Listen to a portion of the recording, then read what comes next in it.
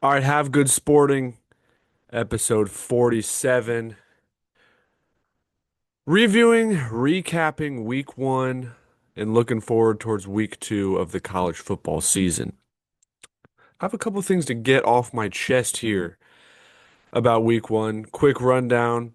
Gonna get some things off my chest about Nick Saban and his Alabama teams versus these Alabama teams now under Kalen DeBoer. Gonna give you, in my eyes, the most important state in college football. Gonna bring you my top 10, and then we're gonna look forward at week two. We're gonna look at Michigan versus Oklahoma in Oklahoma, Bryce Underwood versus John Mateer. Gonna get into a little something after that. I think defenses are playing a lot better than offenses to start the year. I think it's a trend that might continue. We're hanging out with half good sporting. No scoreboard needed, no need for report. We just need to be honest and say that there is no Nick Saban DNA left in this Alabama football program. Kalen DeBoer's press conference sounded bad, like he didn't know why certain things on the field were happening, forgot what he said in a press conference the week before. Sources are saying that we got Alabama guys calling in DoorDash orders at 2 a.m. Maybe some maybe some women coming in and out of the hotel at late hours. That is not what should happen for any team, much less the Alabama Crimson Tide, right? And then on the field, do you think you're playing for Nick Saban if you're not hustling and you're playing with such lethargy? I mean, the team looked so lethargic. And Florida State just gashed them. Gashed them. I mean, it was not a fluke of a game. Florida State was 100% the better team on the field on Saturday in Tallahassee. That's not to say that they'll end up being the best team or the better team between those two, but on that day, in the way Alabama came out and performed, they deserve to get beat, right? And they're going to keep getting beat, especially in conference play. My Lord, in conference play in the SEC, you think you can have a linebacker that jogs over to the boundary on a screen pass and is while the Florida State played fast. They looked bigger and stronger and faster. And I don't think Florida State is. I think Alabama managed to look and play so poorly that maybe it made Florida State look a little bit better than they are, but it at least allowed Florida State to take advantage of the speed that they did have and the grit that they showed up with. If you show up prepared and ready like Florida State did, it was not going to be too much of a challenge to beat the Alabama team that we saw on Saturday. All right, that's my tangent on Alabama. Now we're going to get into something that I've been pondering, working on. And it's that I believe that the most important state in college football is the state of Florida. And I say that because I think if you were only able to watch games with teams from Florida playing, I think you would still get a good grasp of the landscape of the sport and ultimately how the playoff picture unfolds. And I say that because if you look at Florida's schedule, they have USF this weekend. That's an in-state matchup against a USF team that could be ranked in their own right. The week after that, Florida goes to LSU. The week after that, they go to Miami, and then a bye week, and then Texas at Texas A&M, bye week, Georgia. They end the year playing, I believe they go Kentucky, Ole Miss, Tennessee, and then Florida State, another in-state matchup to end the year. You're going to learn a lot if all you're able to watch is Florida this year. They play so many big games. All right, moving on to the next team out west in Tallahassee, Florida State. You're going to learn a lot. We learned a lot in week one when they played Alabama. We learned a lot about Alabama, learned a lot about their culture, learned a lot about the potential that FSU has, blew the ACC championship picture wide open. But they play Miami and Clemson in Florida. If they go to Miami, or they go to Clemson, I believe they have Miami at home. Florida State versus Miami. That's probably a fight to potentially take the lead in the ACC championship odds and maybe the ACC playoff odds in terms of teams who can make the playoff from that conference. So we learned a lot week one. You're going to learn a lot in a few weeks when they go to Miami, later on when they go to Clemson, and then Florida at the end of the year. All these teams that are in the playoff picture have to go through the likes of Florida and Florida State and Miami. The next team is Miami, right? There's no there's no drop off in terms of important games that these teams in Florida are playing. You have a Miami team, obviously they go to Florida State like we just mentioned, go on a bye week, and then a Louisville comes to town. That's a team that's wants to make the playoff. You have a team in SMU a few weeks later, they go to SMU. That's a playoff team from last year and a team that would like to return to the playoff. So you have all of these teams that have to go through teams from the state of Florida. And then let's not sneeze at a USF, who I think should be ranked. Do I think that so Florida can get a ranked win under their belt early? Maybe that's why I think that. But nonetheless, USF has now put their hat in the ring for the top team from the G5, from the group of five, right? USF, if they can take down one of these bigger teams that they play, which is they have Miami and Florida, or Florida and then Miami coming up. These teams in Florida also play sort of a round robin. That will be endlessly entertaining. If USF downs one of those guys, they have a top 10, top 15 win under their belt. We could have four teams from the state of Florida in the playoff. And then you got an FIU who just went to Penn State. Obviously, they get a big check out of that because they're going to get crushed, and they did. But the state of Florida, you have the three big teams, then you got USF, and then you have an FIU. So you get to see a little bit of maybe a Penn State if all you were able to do is watch teams from Florida. You get to see all the teams play each other. You get to see half the SEC, the top half of the SEC really play Florida. You get to see all the ACC contenders play each other. You're gonna learn a lot if all you have to watch is Florida and Florida State and Miami and USF. So that is why I say that the state of Florida is the most entertaining and the most important state in college football this year in regards to the playoff and in regards to pure entertainment. Now, lots of shakeup, three top 10 matchups in week one. The top 10 is shaken up. Actually, you know what? We're going to do this live because I think the AP poll just came out. Did it come out at 2? It's 2:01. Let's check it out. I'm going to give you guys my top 25 and we're going to compare it to the AP top 25 that hopefully just came out. All right. Number one, I got Ohio State. They deserve it. They earned it. They dominated Texas. That defense has not taken a single step back.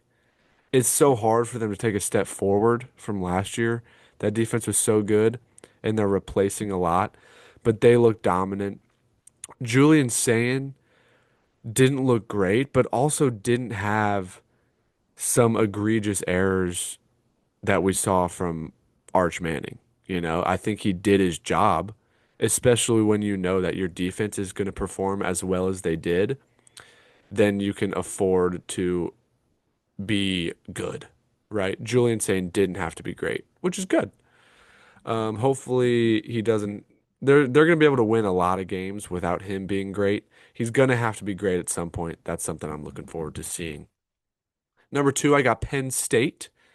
Um, this is my pick to win the national championship. I like Drew Aller. Those two backs and Katron Allen and Nick Singleton are so good, so fun to watch. Still didn't learn much from the inferior competition they played week one about the wide receivers, but they like the core that they have over there. Trevor Pena, um, they got some dudes. The O line, the defense is going to be good.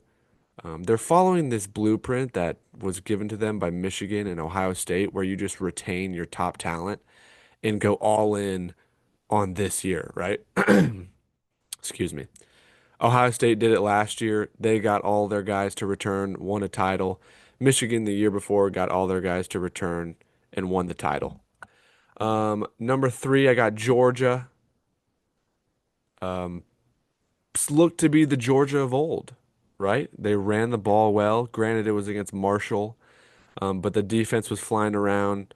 No question marks out of Georgia just yet. They look great. Number four, I got LSU.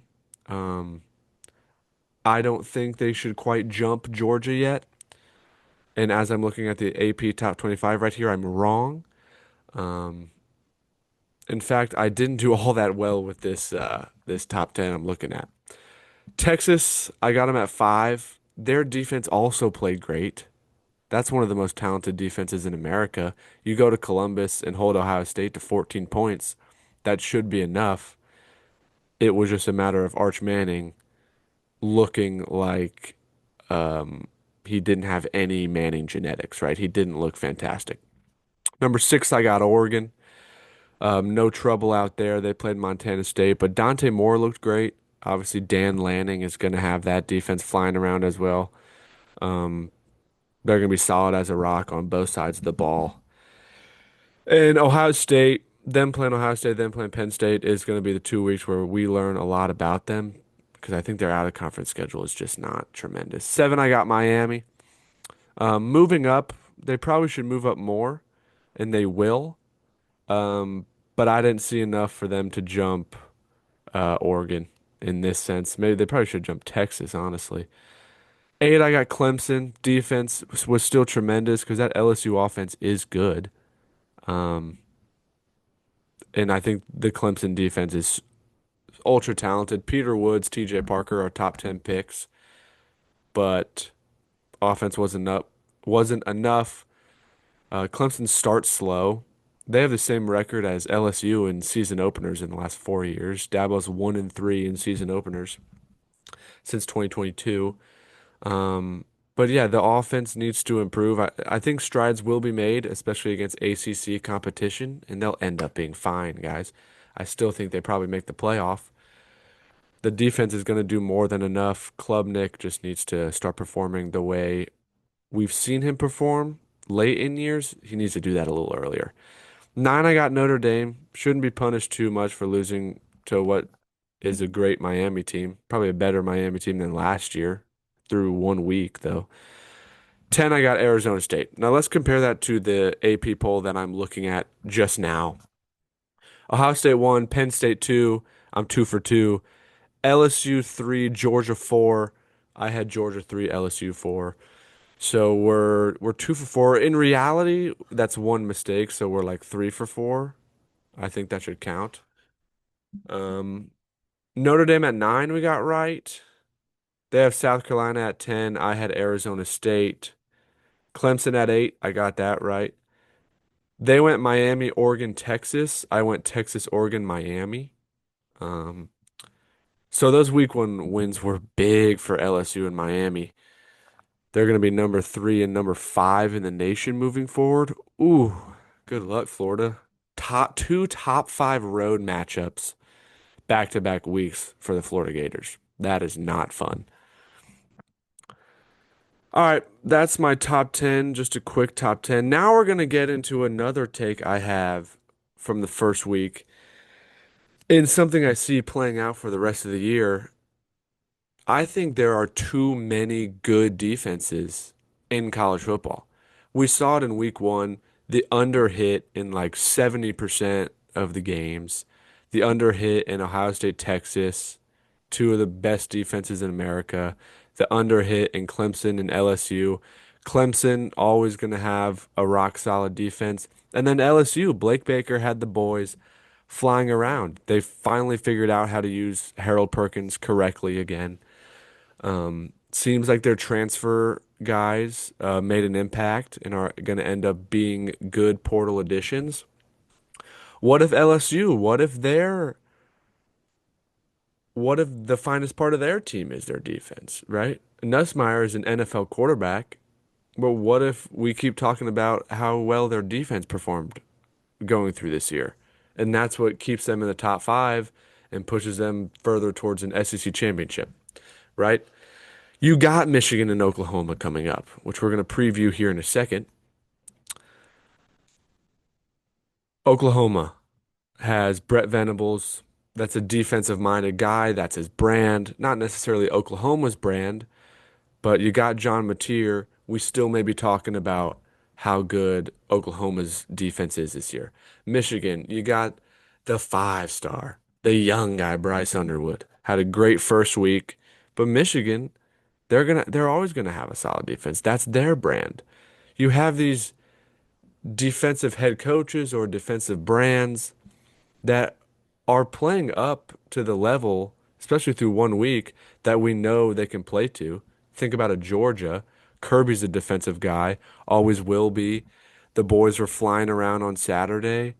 What was that? 45-7, didn't cover. That's unfortunate. That's always going to be Georgia's brand, right? It's always going to be Dan Lanning's brand, despite it not being Oregon's brand. Miami had a great defense, definitely improved from last year. That was a porous defense last year. Notre Dame is going to have a solid defense.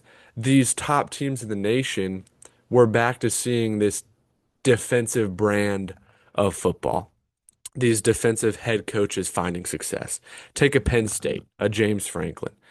Danny Dennis Sutton, I think that's the D end out there for Penn State. I think he was the highest rated guy this week, like a 98 grade on PFF. The guy's a beast. He's a top 10 pick. So I think as fans, we're going to have to learn how to enjoy a 20-17 ball game. We're going to have to enjoy the 14-7 Texas Ohio State or the 17-10 LSU Clemson. We're going to have to learn how to bet unders, right? And that's no fun, but there are so many teams, I think, this year where the finest part of their team is their defense, right? Think about all the five-star quarterbacks.